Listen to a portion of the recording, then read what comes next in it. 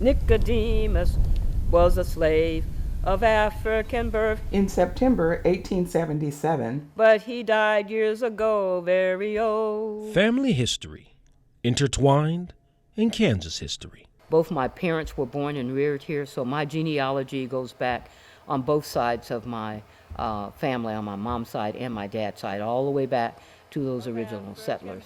308 black people left the verdant hills around Lexington, Kentucky. Part of the salt of the earth, Not far from the middle of America lies the town of Nicodemus. On a perilous journey they hoped would bring them to their promised land. But he died years ago. Their Canaan was Kansas. The promised lands of Kansas, and that's what it was called. Well, the town was already platted out. It wasn't like they didn't know where they were coming.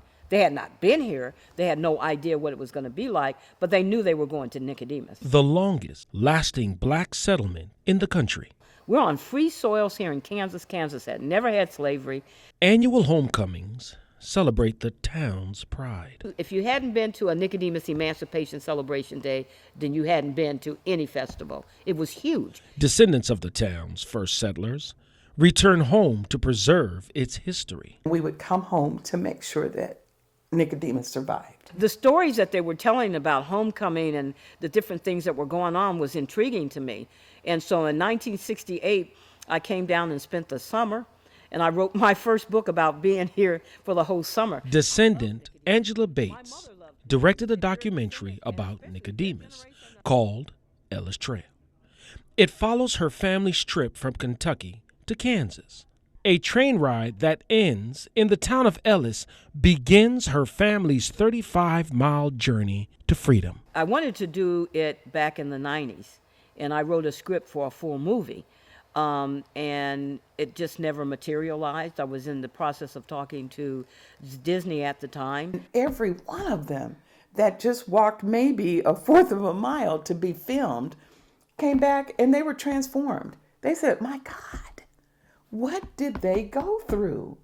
You know, what did they do? I'm exhausted going a fourth of a mile, and they walked for 38 miles to get here.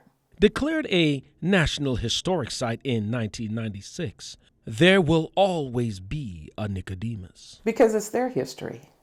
It's not just our history.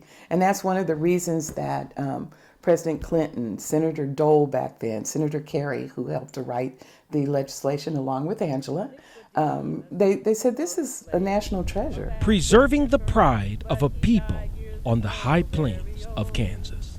He was reckoned a part of the salt of the earth, but he died years ago.